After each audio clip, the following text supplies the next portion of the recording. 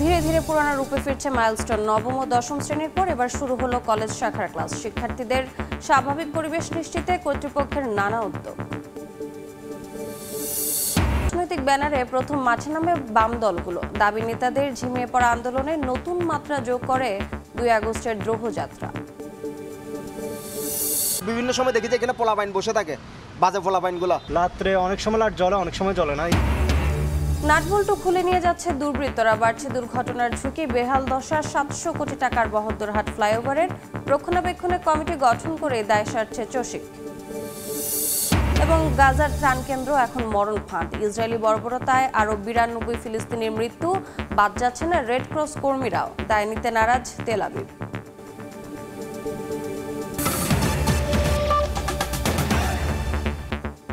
সময় সংবাদের সঙ্গে আছি আমি রোজা চৌধুরী। যুদ্ধবিমান বিধ্বস্তের 13 দিন পর শুরু হলো উত্তরার মাইলস্টোন স্কুল অ্যান্ড কলেজের শিক্ষা কার্যক্রম। শুধুমাত্র নবম, দশম এবং দ্বাদশ শ্রেণীর ক্লাস শুরু হয়েছে আজ সকাল থেকে। দিয়াবাড়ির ক্যাম্পাসে প্রবেশ করেন শিক্ষার্থীরা। নেওয়া হচ্ছে আগে থেকে চলা নবম এবং দশম শ্রেণীর অবশিষ্ট প্রিটেস্ট পরীক্ষাও। ভয়াবহ এ ঘটনার পর এখনও আতঙ্ক কাটেনি শিক্ষার্থীদের। তবে পড়াশোনার স্বাভাবিক পরিবেশ ফিরিয়ে আনতে ক্লাস শুরুর প্রয়োজনীয়তার কথা জানান অভিভাবকরা। এদিকে শিক্ষার্থী ও অভিভাবকদের মানসিক বিপর্যয় কাটাতে নানা উদ্যোগ নিয়েছে স্কুল কর্তৃপক্ষ।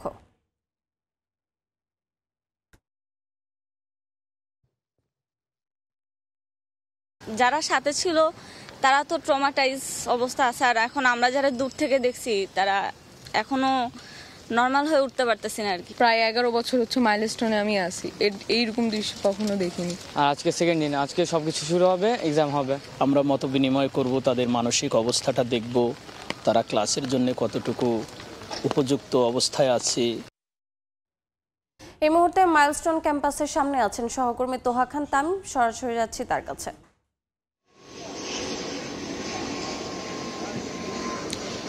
বিমান বাহিনীর পক্ষ থেকে ভেতরে একটি মেডিকেল টিম কাজ করছে, পাশাপাশি অন্যান্য যে বিভিন্ন যে সংস্থা রয়েছে, স্বেচ্ছাসেবী সংস্থা কিংবা মাইলস্টোন স্কুল অ্যান্ড কলেজের ভেতরে যে মনোবিজ্ঞান বিভাগ রয়েছে, সেখানকার যারা মনোবিজ্ঞানী রয়েছেন, বিশেষজ্ঞ রয়েছেন, তারা আসলে অভিভাবক এবং শিক্ষার্থীদের মানসিক ট্রমা কাটাতে কাজ করছেন। আমি একটু দেখাতে চাই এই মুহূর্তে মাইলস্টোন স্কুল অ্যান্ড কলেজের সম্মুখভাগ যে মূল ফটক রয়েছে, সেই মূল ফটক দিয়ে শিক্ষার্থীরা ভেতরে প্রবেশ করছেন।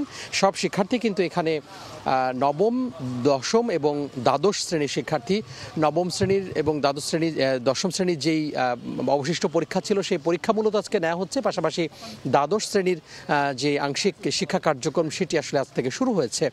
যদিও মূল যেই দুর্ঘটনাস্থল অর্থাৎ হায়দার আলী ভবনের যে ক্লাস একেবারে 3 থেকে অর্থাৎ প্লে থেকে শুরু করে ক্লাস 8 পর্যন্ত, সেটির আসলে শিক্ষা কার্যক্রম এখনও শুরু হয়নি।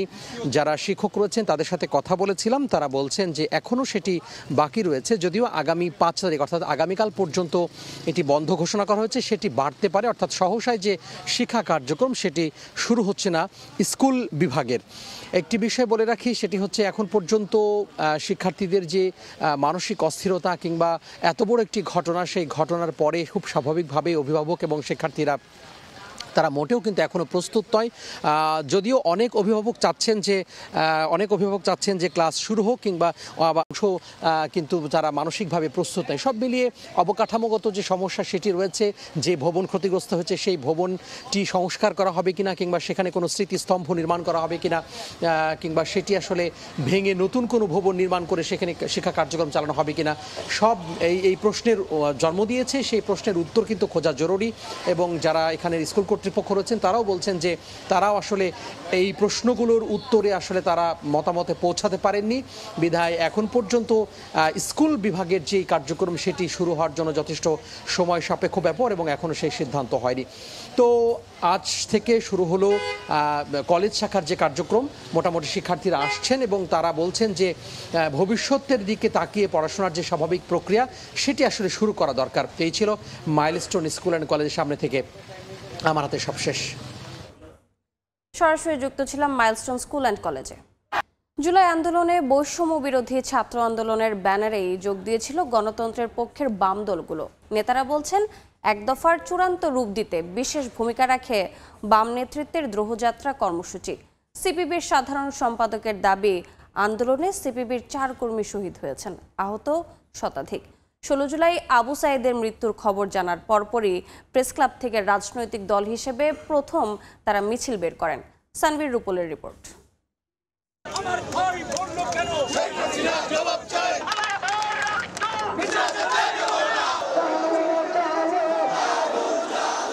সরকারের নানা অনিয়মের বিরুদ্ধে সোচ্চার প্রগতিশীল বাম দলগুলো শেখ হাসিনা সরকারের সঙ্গে জোটবদ্ধ দলগুলো ছাড়া বাকিরা সক্ষমতা অনুযায়ী সমালোচনা করে জনগণকে জাগানোর চেষ্টা করতেন।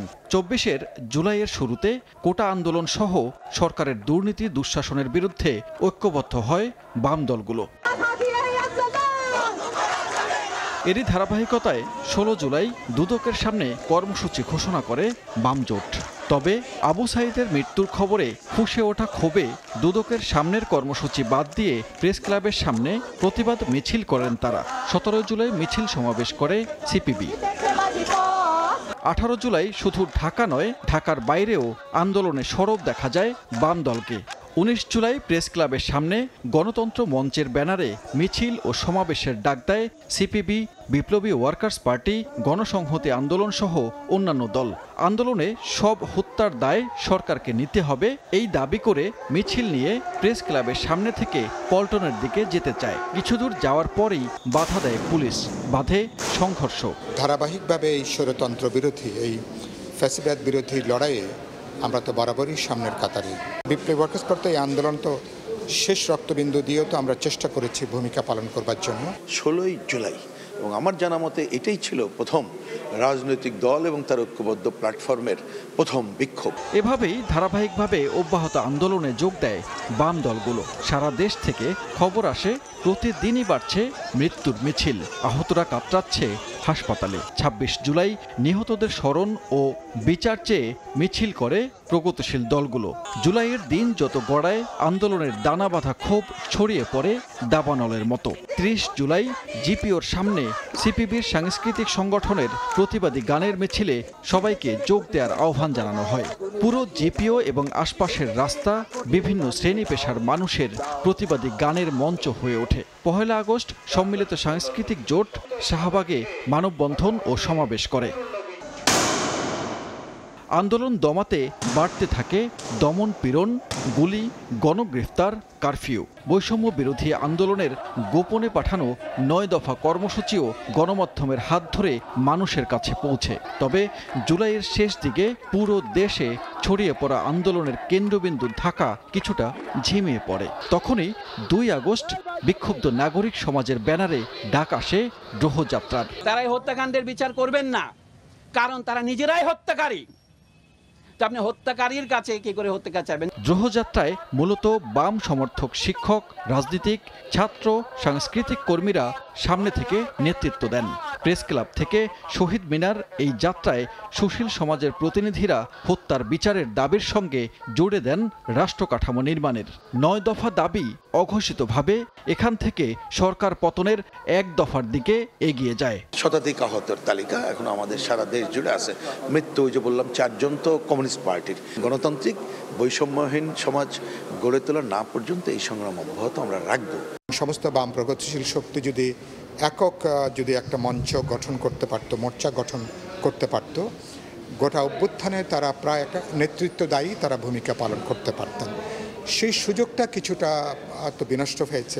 এরপর 3 আগস্ট শহীদ মিনারের জনস্রোতের সঙ্গে সামিল হয় প্রগতিশীল দলগুলো। দলমত নির্বিশেষে সেই মিলন মোহনা থেকে ঘোষণা হয় দফা 1, দাবি 1, শেখ হাসিনার পদত্যাগ। 5 আগস্ট সারা পৃথিবীর চোখ ঢাকার দিকে। কঠোর কারফিউ ভেঙে ছাত্র শ্রমিক জনতা সরকার বিরোধী লড়াইয়ে সেদিন সকালেও মৃত্যুর সংখ্যা বাড়ে। যারা দেখতে পারেননি তার কয়েক ঘন্টা ব্যবধানে জনরোষে শেখ হাসিনার পতন। বিজয় উল্লাসে ভাসেন লাখো মানুষ। সানভীর রুপল, সময় সংবাদ, ঢাকা। এক পলকে ফ্যাসিস্ট রেজিজমের 17 বছর। মেট্রোপলিটন মন হঠাৎ থমকে দাঁড়ায়, দেখে নেয় হাসিনা আমলের আমলনামা। বলছি রাজধানীর মেট্রো রেলের পিলারে আঁকা ফিরে দেখা ফ্যাসিস্ট রেজিম গ্রাফিতির কথা। রংতুলির আঁচড়ে যেখানে ফুটিয়ে তোলা হয়েছে বিগত সরকারের নানা অন্যায়, অনিয়ম আর জুলুম নিপীড়নের গল্প। বিস্তারিত দেখুন শাহিনুর রহমান শাহিনের ক্যামেরায় আয়েশা সিদ্দিক সামিয়ার রিপোর্ট।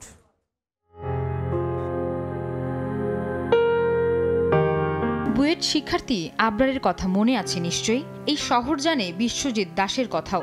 কোথায় যে হারিয়ে গেলেন ইলিয়াস আলী, তার খোঁজ মিলল না আজও। গত 17 বছরে যে অবর্ণনীয় সৌরতন্ত্রের মধ্য দিয়ে গেছে বাংলাদেশ, সেটিকে ফুটিয়ে তোলা হয়েছে রাজধানীর মেট্রো রেলের পিলারগুলোতে। গ্রাফিতিতে প্রাধান্য পেয়েছে রক্তাক্ত জুলাইকে ধারণ করা আবির রঙা লাল রঙও। কোথাও বা ঝুলে থাকা ফেলানি আজও ঝুলে আছে ন্যায় বিচারের আশায়।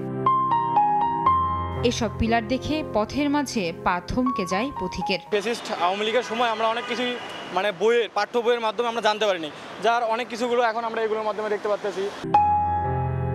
7 বছরের ছোট্ট শিশু ফারিয়া গ্রাফিতি দেখতে বাবার হাত ধরে সেও এসেছে কারওয়ান বাজারে।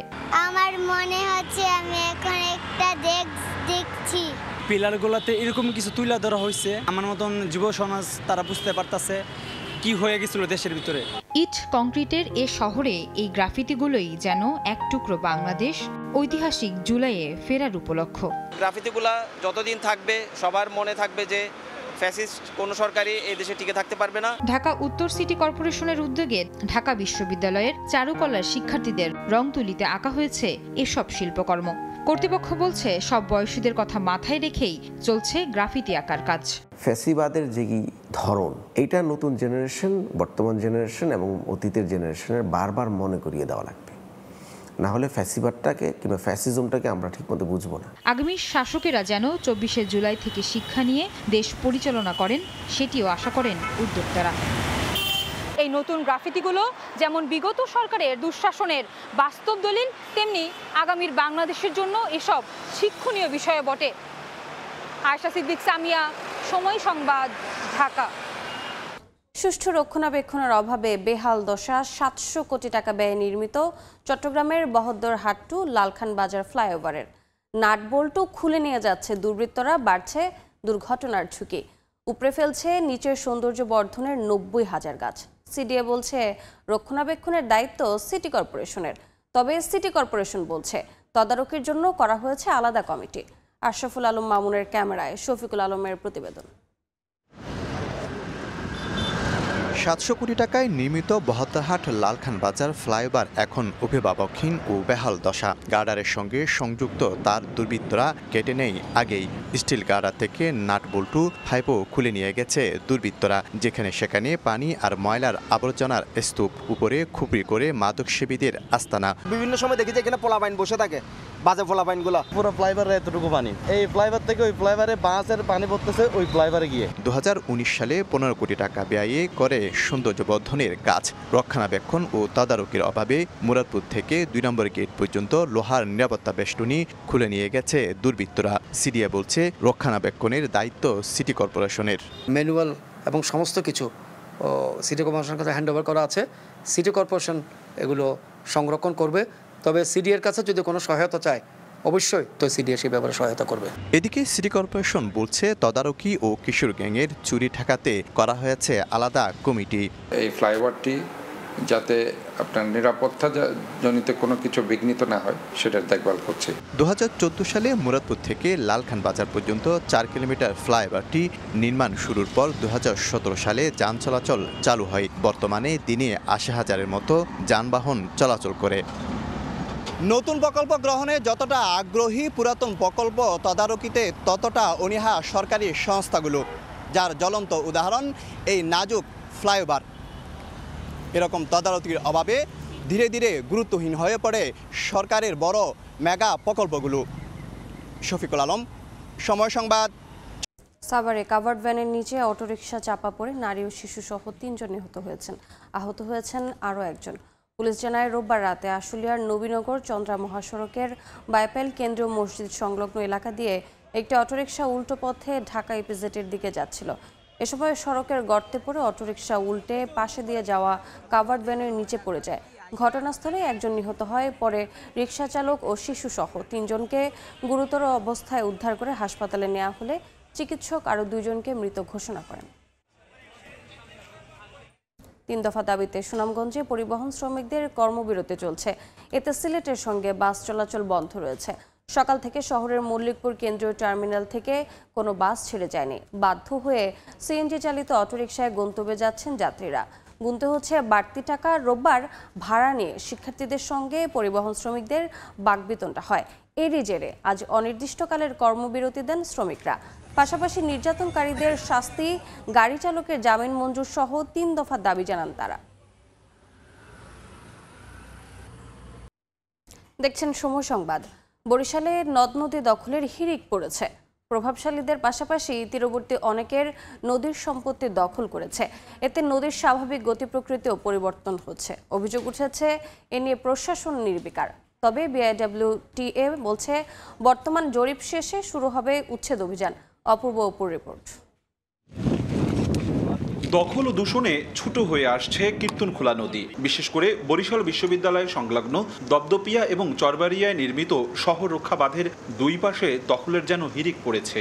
সরকারের হিসেবেই অন্তত 7টি বড় কোম্পানি রয়েছে দখল দূষণের তালিকায়।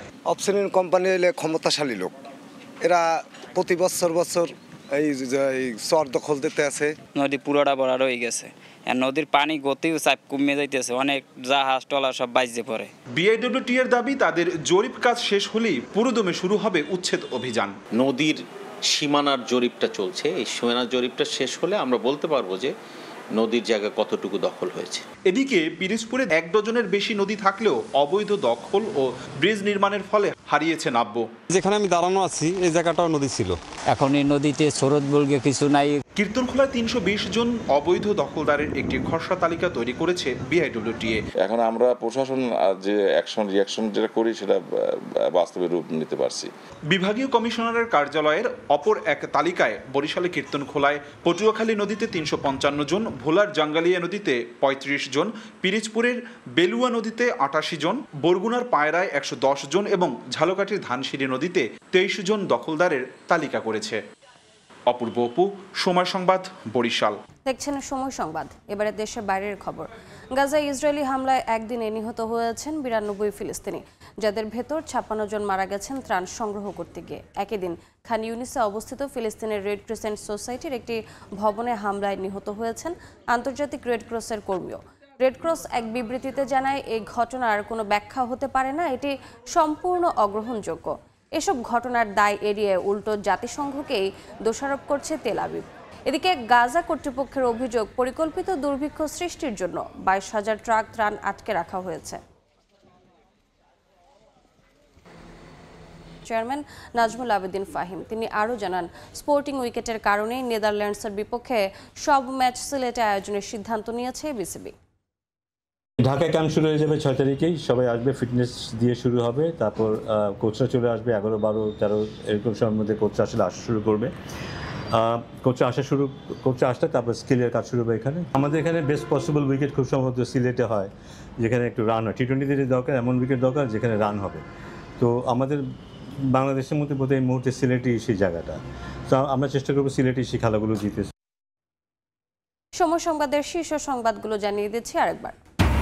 ধীরে ধীরে পুরানো রূপে ফিরছে মাইলস্টোন। 9ম ও 10ম শ্রেণীর পর এবার শুরু হলো কলেজ শাখার ক্লাস। শিক্ষার্থীদের স্বাভাবিক পরিবেশ নিশ্চিতে কর্তৃপক্ষের নানা উদ্যোগ। বিভিন্ন সময় দেখি যে এখানে পোলাপাইন বসে থাকে, বাজে পোলাপাইনগুলো রাত্রে অনেক সময় লাইট জ্বলে, অনেক সময় জ্বলে না। নাটবল্টু খুলে নিয়ে যাচ্ছে দুর্বৃত্তরা, বাড়ছে দুর্ঘটনার ঝুঁকি। বেহাল দশা 700 কোটি টাকার বহদ্দরহাট ফ্লাইওভারের। রক্ষণাবেক্ষণে কমিটি গঠন করে দায় সারছে চসিক।